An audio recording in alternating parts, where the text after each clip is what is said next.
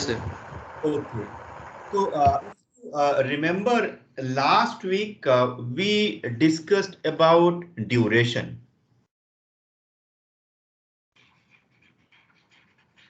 and we said that duration and maturity period are not the same. So both are different whenever we talked about a particular bond. And then in this, one example we took where coupon were paid semi-annually for 4-year bond. We have seen that your, duration of this particular bond was 3.42. So what we said that this duration suggests you in how many years or in what a time you are going to recover your initial investment. So that this is a basically your benchmark for a particular bond, and that's why duration is used as one of the measure to capture performance of your bond. And not only this, whenever we talk, we are going to talk about matching the and liability, asset and liability, especially related to investment requirement. This duration is going to play a very important role. So we'll go forward with, I hope you all have understood this. So this is basically duration is your weighted average time. And I assume that you have done this problem. So here in class, we have seen you have three type of bonds available. In one bond, 12% coupon rate paid semi-annual, second 10 and 8. And then what we have seen, we have looked at this duration trend. So when coupon is high, we have found that duration is going to be less, or another way if we interpret this number means you are going to recover your initial investment in 3.95 years. Even this 3.95 you can convert in days or week. So, but in terms of year, this is 3.95. So it means when coupon is high, your duration will be low. Means you are going to recover fast your initial investment. And same way here, this is another problem for 3-year bond. This is for 5-year, and this is for 3-year. So why we are showing 3 versus 5 years, so that we can relate your duration. So for 3-year duration is 2.61, whereas for 5-year, if you remember our previous problem, 3.95.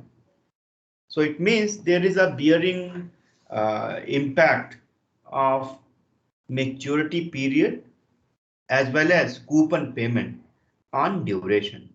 Now from this, I assume more or less you are able to relate how duration, so these three dimensions, duration with coupon payment or coupon rate, and interest means your cost and maturity period. So these relationship you can easily see.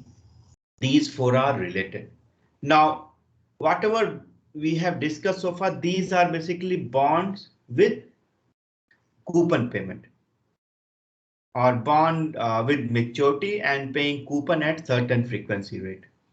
Now, there could be, so this is what we can summarize based on these two. But there are bonds which are zero coupon bond. Remember when we were talking about bond, we said there are two type of bond. One bond that will make will pay you our annuity. So here this is 1, 2, 3, 4, and 5.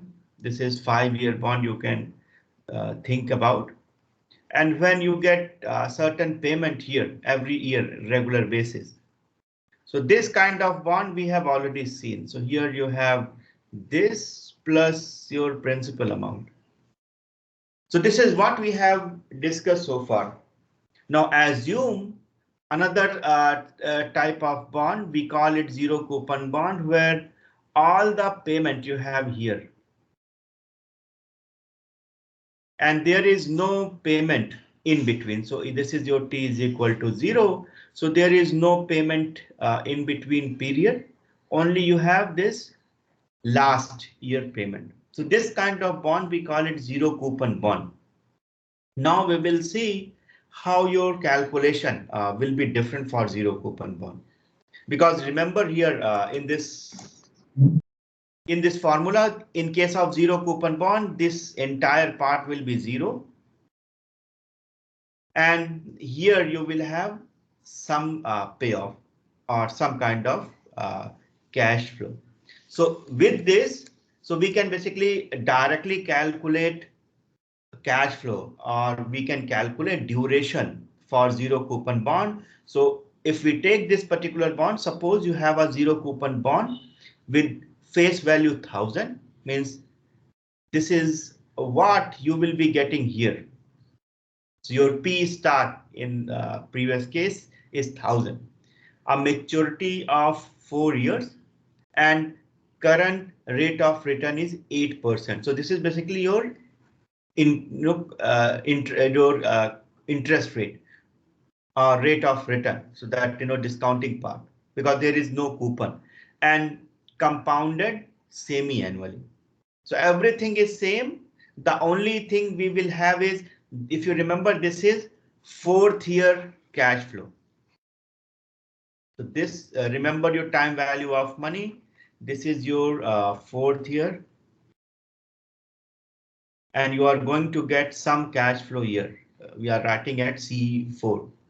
So if I want to know the present value of this, basically that would be the intrinsic value or present value. It will be CF4 divided by 1 plus R. R is 8% compounded semi-annually. So 8% divided by 2. And here 4 into 2, because in each time period you have, each year you have one additional compounding. So twice in a year. So this is what present value. So present value, if you calculate, it will come 730. And if you remember duration formula, in duration you have cash flow I is equal to 1 plus R to the power I is equal to 1 to N into T upon CFI 1 plus I is equal to, so this part, numerator part, is basically your present value of bond. So this you have already calculated, and here you have only one cash flow in the 4th year. So if we multiply this cash flow by 4 and we calculate duration, so duration comes 4 years. So what we are observing, that in case of zero coupon bond, maturity period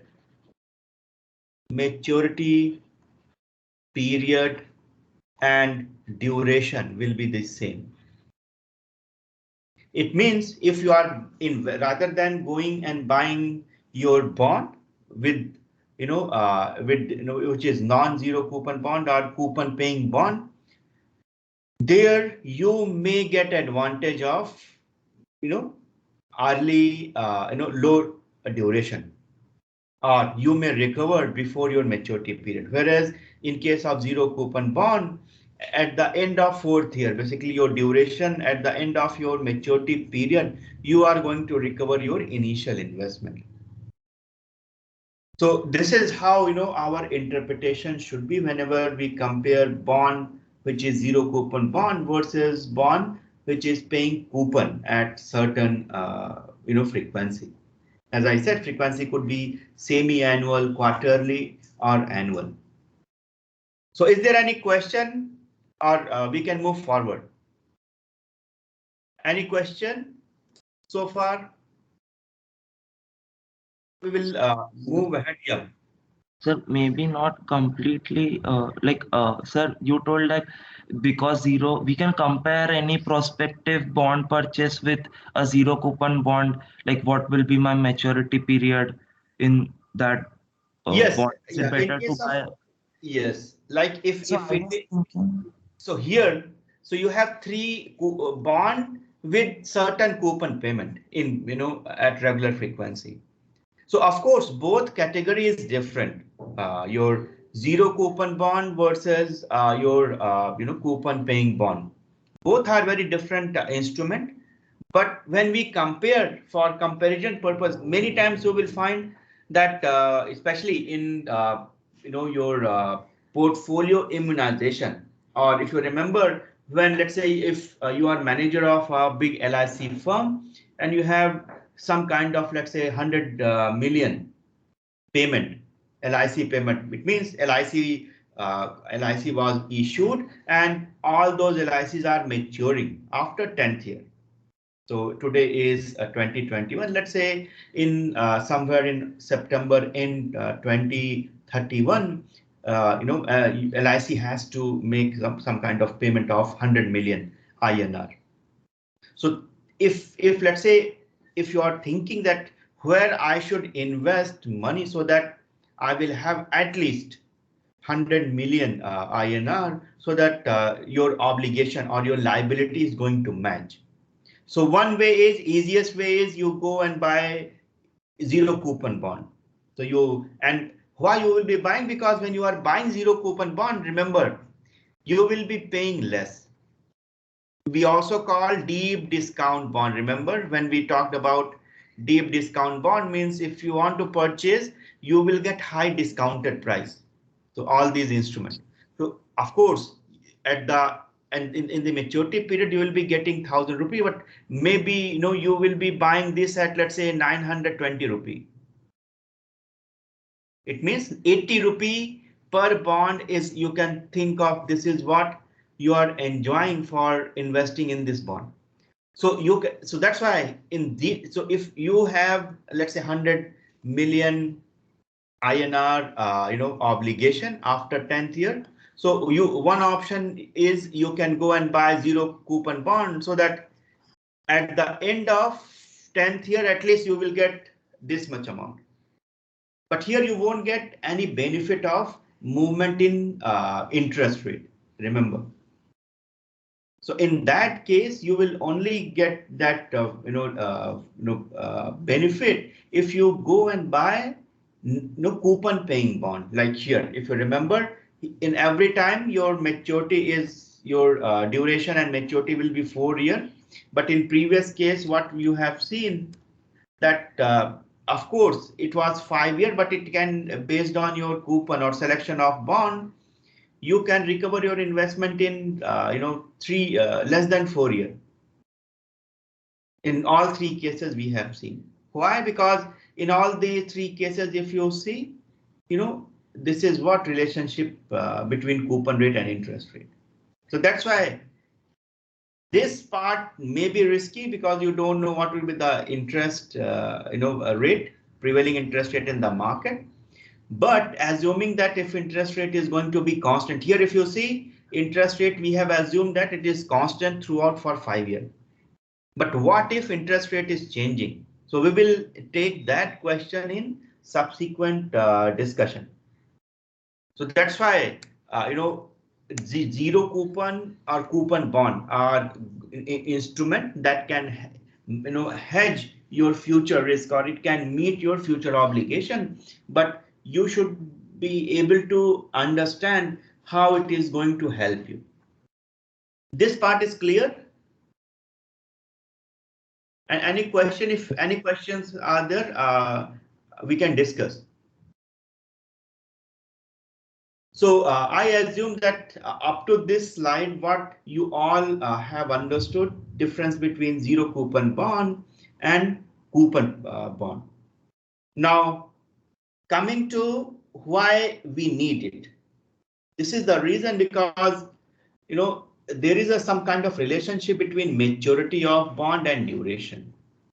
And if you look at this curve, So this curve suggests that, as we go, we go for high and high maturity, the difference between the maturity of bond and duration will keep on changing. So for example, here, if you see, if this particular example. So here, if we keep on increasing this, let's say same bond you take, you keep on changing, increasing your year, let's say 5, then you go for 10, 12, 15, 20, 25, and 30.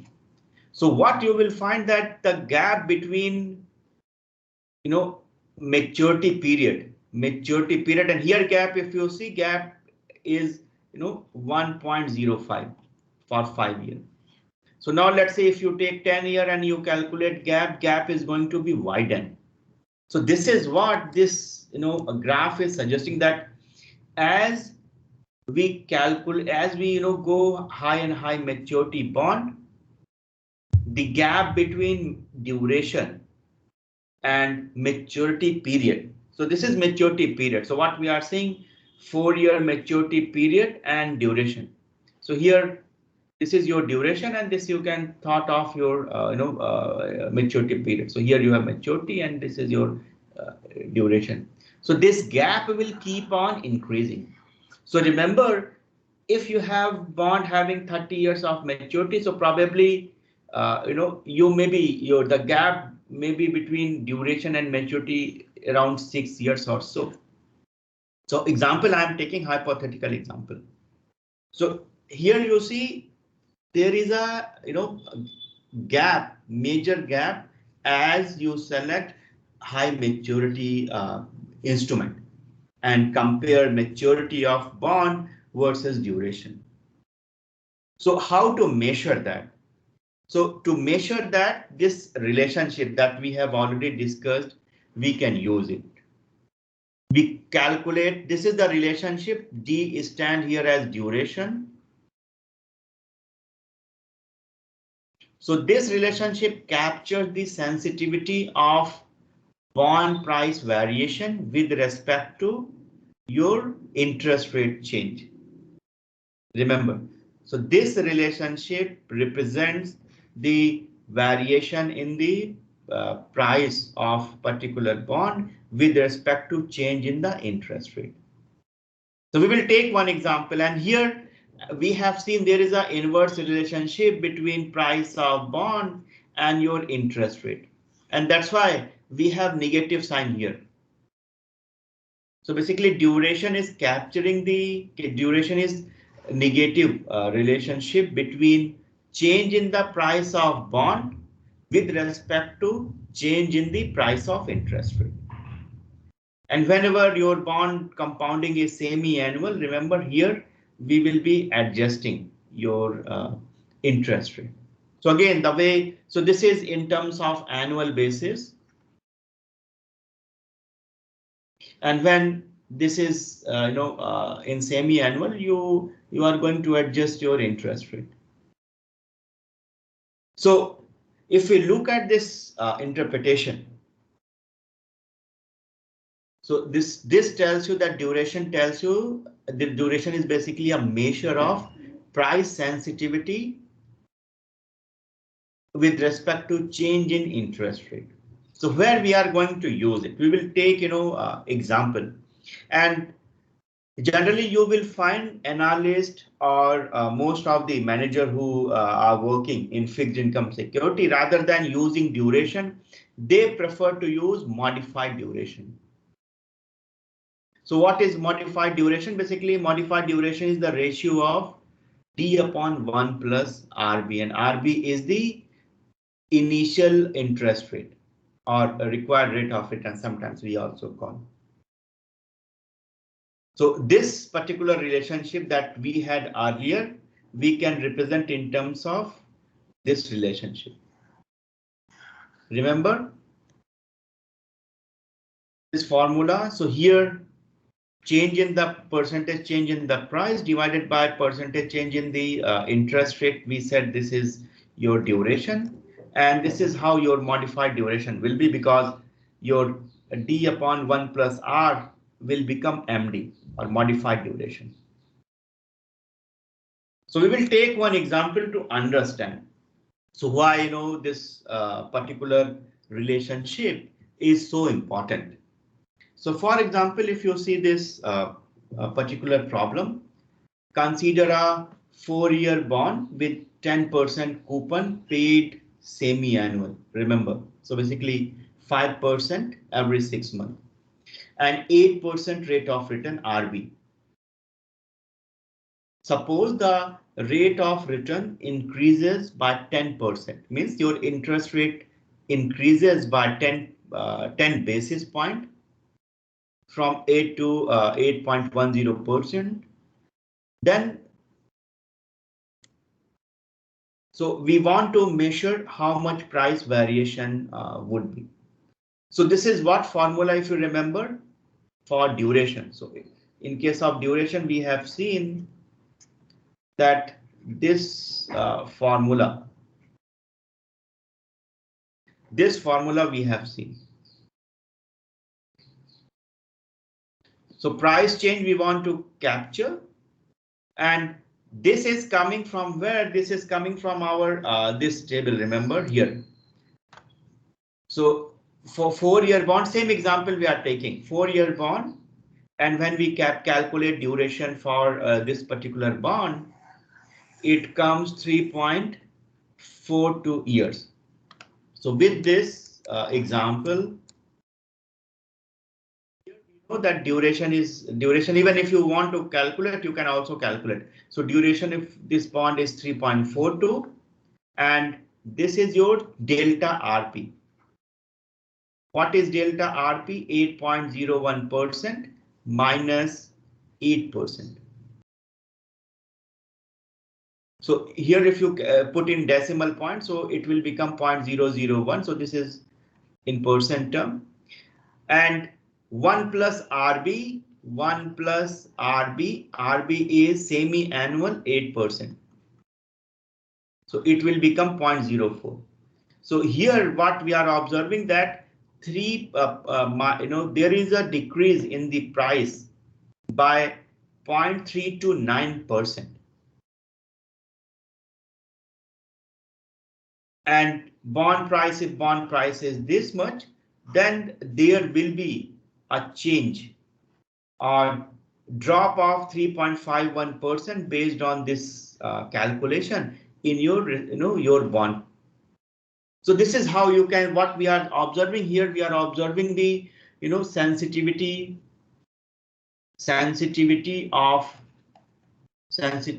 in bond price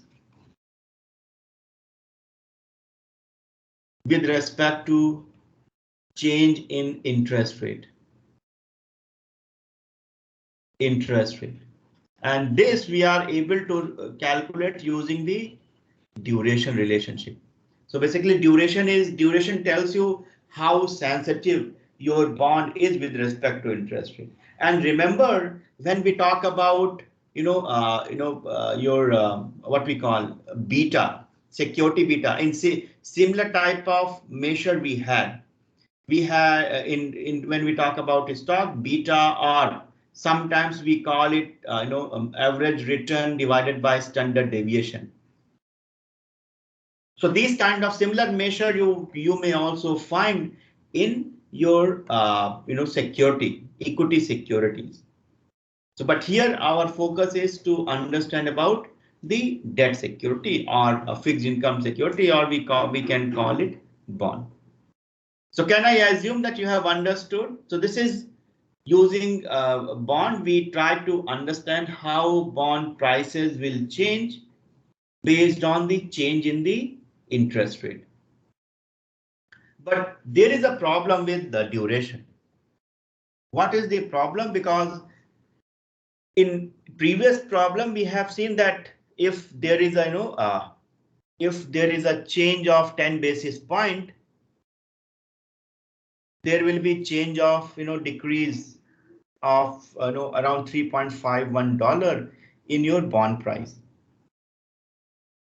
But what if this 10 basis point is more than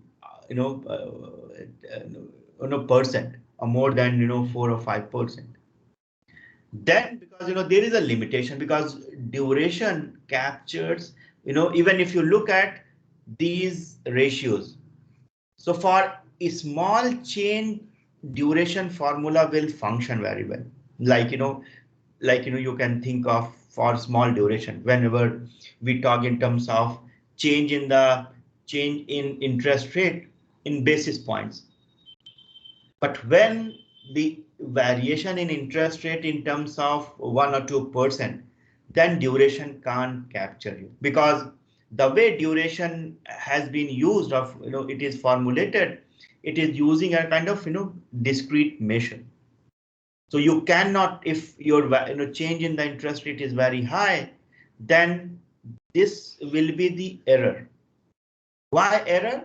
Because here we are representing in terms of linear relationship between percentage change in the stock price, percentage change in the bond price with respect to change in the interest rate. Whereas this relationship is non-linear. And that's why if change in the interest rate is, is more, then this duration formula or this relationship cannot be used, because your curvature is your relationship is non-linear and we are trying to fit linear. So this is the one of the drawback of duration measure. But till the point this variation or change in the interest rate is around a few basis points, you can use it. So that is the drawback. Even whenever you are going to measure the sensitivity of change in the bond price with respect to change in the interest rate, remember duration is only good whenever you are measuring the variation in interest rate up to 1%. And then if it is more, than better, you use another proxy, we call it convexity here.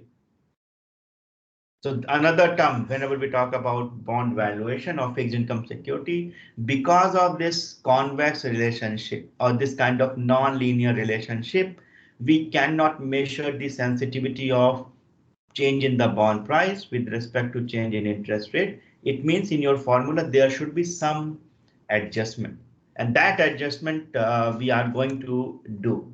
So we do it using the convexity formula. So I won't be going into convexity, but up to this, I think you should know as a part of fixed income security. So if you want to read more about convexity, you can refer to this textbook. We call it Modern Portfolio Theory. Modern Portfolio Theory by Elton Gruber and Boltzmann. So this textbook is used for elective. Generally, I prefer this textbook in bond valuation elective, especially the bond valuation of fixed income security related to portfolio theory. So there you can, if you want to go further, why convexity answer I have given you here, but what kind of formula you are going to use for large change in the interest rate, that you can read from this textbook. So because of even duration was not required, but I felt that it should be part of this course, and that's why I have added. Otherwise, knowing up to a bond and various types of bond would be sufficient. Now, why convexity is important, because when we talk about portfolio theory, so portfolio theory means as a manager, as an investor, you would prefer to maximize your portfolio return or portfolio payoff, and that's why you would prefer convex relationship. It means when interest rate movements are favorable, or if interest rate goes down, there will be change in your change in your bond price. So that will result as change in your overall wealth or overall value of your portfolio. So that's why as an investor, as a manager, you prefer or you will select a bond which are convex. And second, convexity also helps you to minimize minimize the error that we have seen in case of duration. When interest rates changes are large, then because of non-linear relationship between price and yield or price and interest rate, you cannot use duration. And that's why convexity formula will help you to minimize that error. And also, as we know that all fixed income securities are convex, it means we must consider convexity whenever we calculate the price sensitivity with respect to interest rate. So this is what, and this relationship, even if you want to you want to get a proof relationship between price change and interest rate. So you can do that. You can you can keep on increasing your interest rate. You can select any bond 1 year paying 10% coupon rate. You keep changing it, and if you draw this kind of relationship, you will find this kind of convex relationship rather than this straight line relationship. Right. So this is one thing I thought would be you may be interested, because generally when we read bond theory, this kind of non-linear relationship we don't give much attention. But in long run, these understanding related to convexity, related to duration, and related to price sensitivity with respect to interest rate will help you to decide a best investment alternatives. Now, so far, two types of bonds we have covered: zero payment, zero coupon bond or deep discount bond. And before that, we discussed about your bond with certain kind of coupon payment. Now, there is third type of bond, we call it perpetual bond. Like, sometimes you will find this console term, console. Why? Means there is no end maturity period to this kind of bond.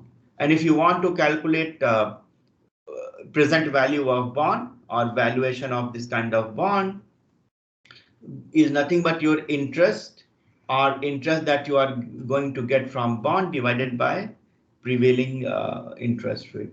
So we will take this example. If a perpetual bond pays $100 a year in perpetuity, and the discount rate is assumed is 4%. So present value of bond would be interest divided by 4%. So this is 4%. Remember, both are in annual term. Otherwise, if it is semi-annual, then you need to change it. And here I have given you one example. Of course, 100-year is not infinite, but still 100-year is a significantly large maturity period for a particular bond. So if we assume that 100-year is seems infinite for one particular person, assuming that he or she is going to live for 80 years or so. So 100-year is similar to your infinite, considering one individual's life expectancy. So Reliance has issued one 100-year bond. Yankee bonds are bonds that are issued in US by non-US firm. So this is a name, basically. Yankee name is given for bond which are issued by non-US based firm to raise capital by issuing debt instrument in US. So basically, US citizen or dollar, in terms of dollar, company will get, and it is maturing in 2097. And some convertible options are there. So what is the convertible option? Convertible option in bonds are option where you can convert bond into equity. Let's say a company, if we want to go with this example, we need to look at detail of this bond. But in general, convertible bond will give you option. Let's say after 5 years, you may have option to convert bond into equity, and there will be stated condition whether one bond is going to convert into 5 equity or one bond is going to convert into 1 equity share. But it will be stated. So basically what option you will have, rather than enjoying this kind of interest rate over the maturity period of bond, you will enjoy same kind of benefit by becoming a shareholder or owner in this company. So that's why your convertible option gives you this kind of benefit. From creditor, you will be owner of the company. Another, so if you remember three, this is another measure for capturing the performance of particular bond. One measure we have seen YTM. Remember, YTM is nothing but yield that you enjoy if you hold bond till maturity.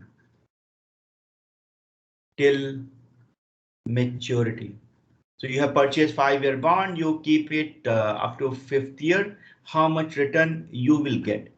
So we call it yield to maturity. Yield to call, certain bonds will have option, like, let's say a bond is issued for 10 years and option is given that in 5th year, if investor wants, let's say in 10th year, company is saying that 1,000 will be paid, and assuming that payment is semi-annual and 10% coupon rate. So it means 1, 2, 3, 4. So let's say these are 2.5 years. So in this, here company is saying that you will enjoy basically 100 rupee coupon in these 10 years, and at the maturity you will get 1,000 rupee back as maturity amount.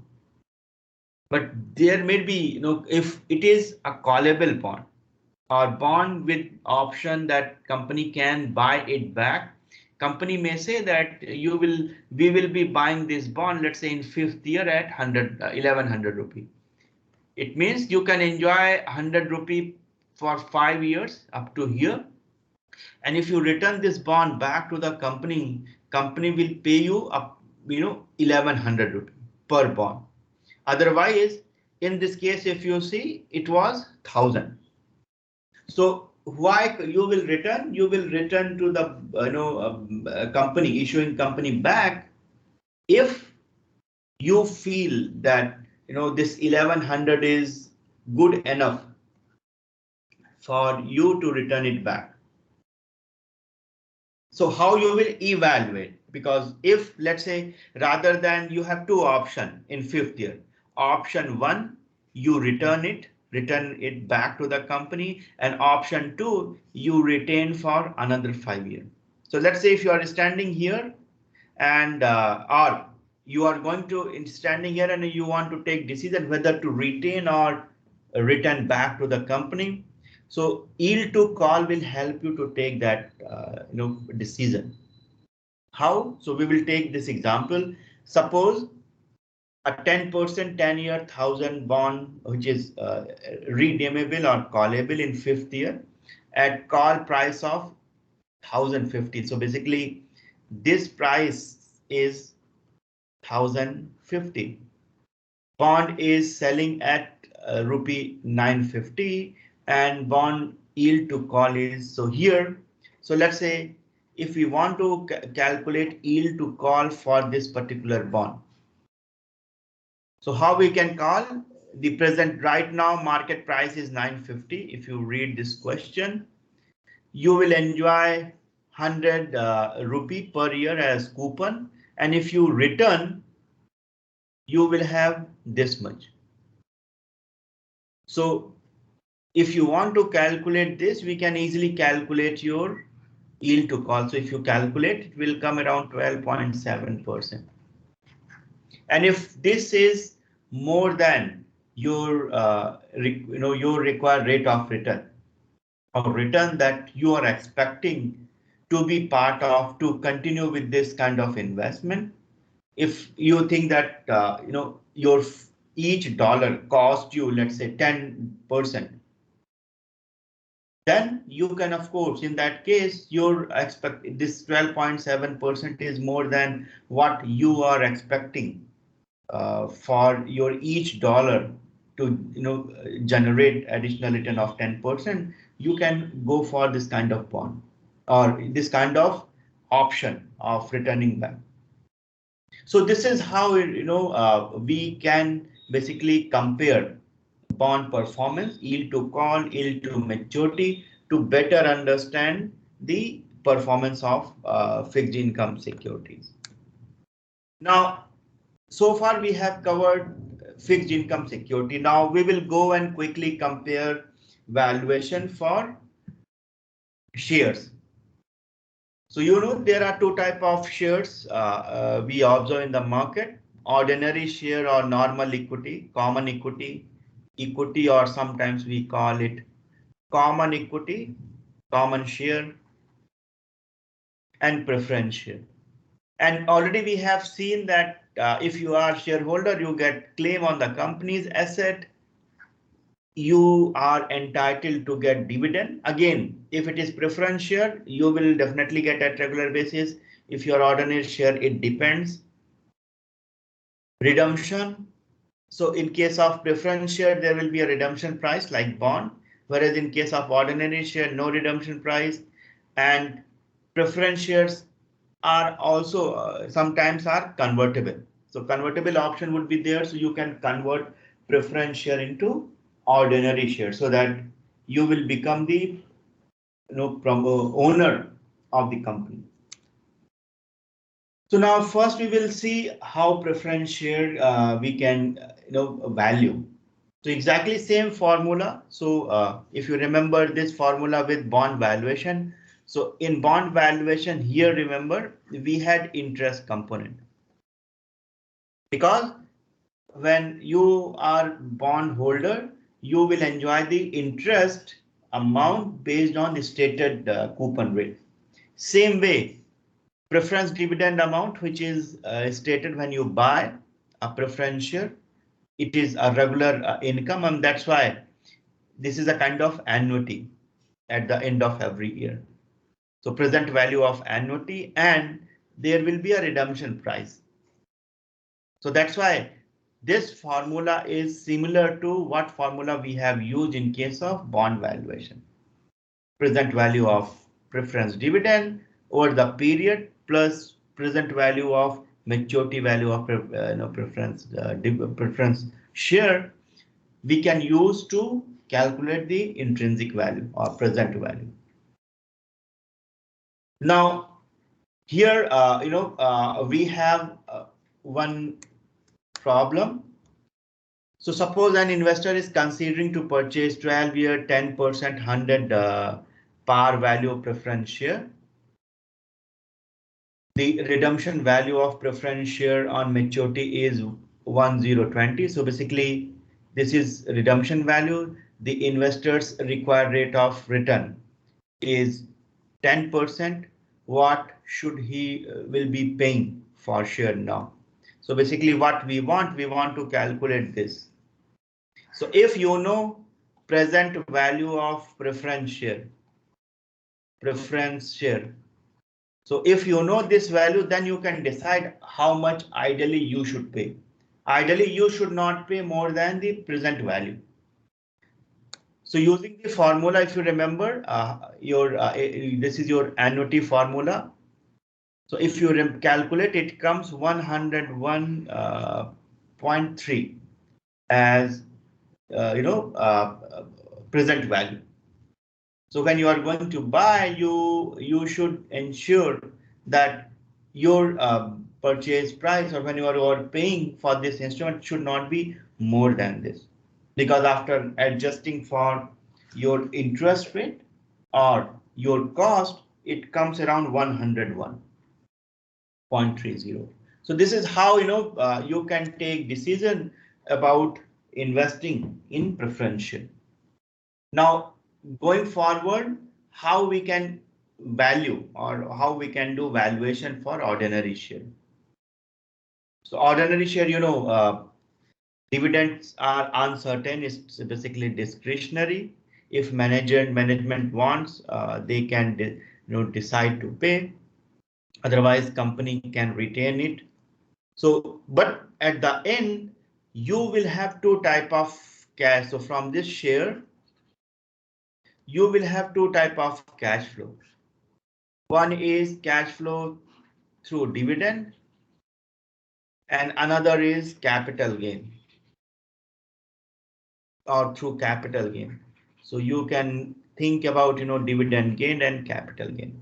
So dividend gain means how much gain you or how much payoff you get in terms of dividend when you sell it, or till you hold this instrument. And capital gain is if price of particular share is going up. So difference between your initial time period versus time period when you are selling. So that is capital gain, and it could be loss as well. So basically two type of outcome we may think of. Either you will have capital gain and dividend gain, or you may have capital loss or dividend loss. And dividend loss we don't use. The reason is either company pay or either company don't pay. If company is not paying, of course, you may think about a loss, but basically you won't get any gain. So this is how we can interpret a particular share. So we will take this example. Suppose you own a stock for 2 years.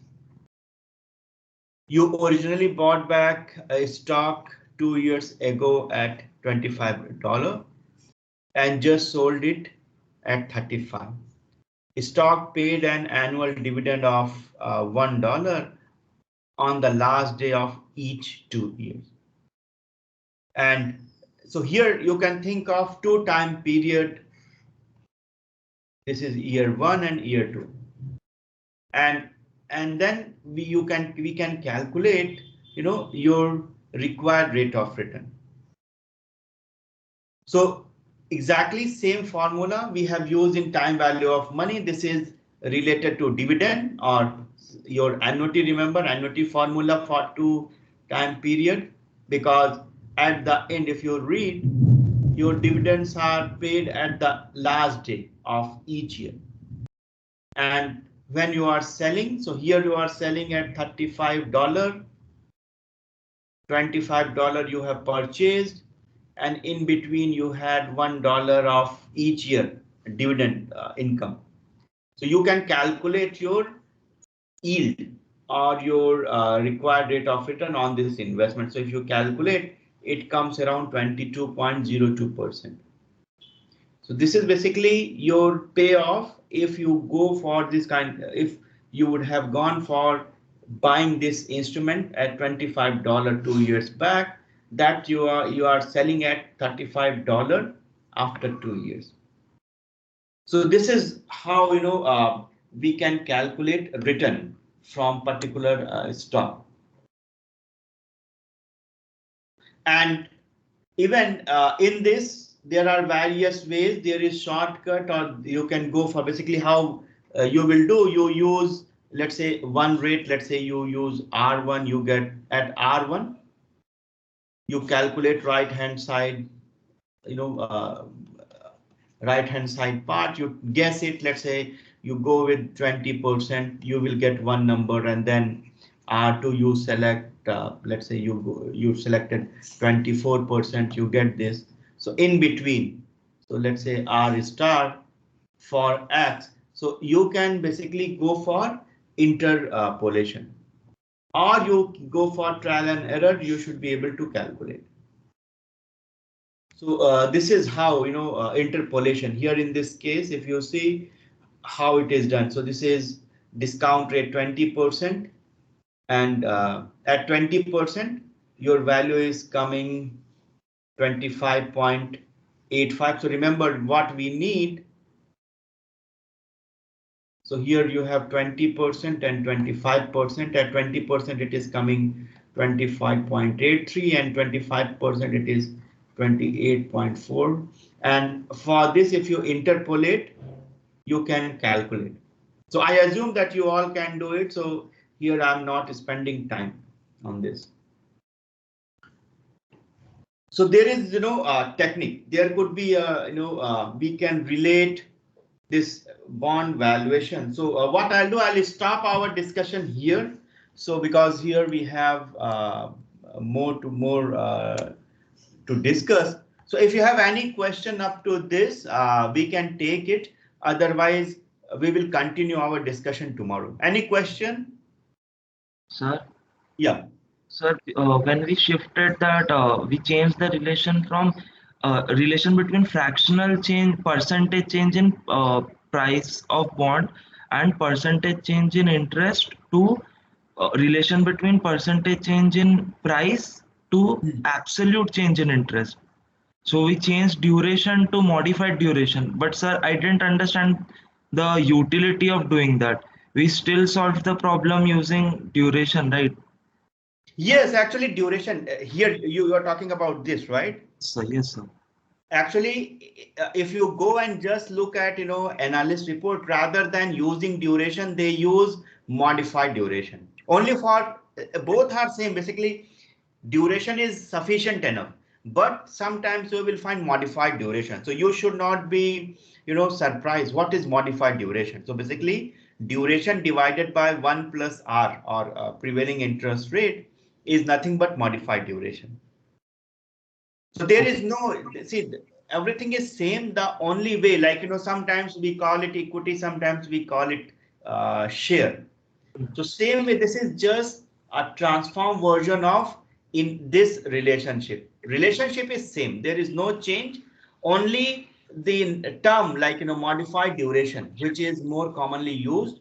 And this duration, we call it Macaulay duration. Macaulay duration, because he introduced this formula, so you can thought of. So there is no change. Your point is very valid. Only nomenclature is different. And why? Because you have clubbed duration with the prevailing interest rate, this ratio, and that's why your formula got changed. Otherwise everything is same. Is it answering your question? Yes, sir. Okay. Thank you. Any other question? Fine. So I believe these are very important thing, especially when you are going to take fixed income security or bond valuation, especially fixed income bond valuation and portfolio. Their understanding of duration and modified duration and why you need convexity, this will help you. So this you may not find in your Cornett textbook, whatever financial institution and market I have suggested you will find in modern portfolio theory book. If you want to read, you can read it. It will definitely help you to better understand these concepts. Fine. So I'm closing today's session because at 12 I have another class. So if you have any question, we can take it tomorrow. Yeah, thank you. Thank you, sir. Thank you, sir. Thank you, sir. Thank you, sir.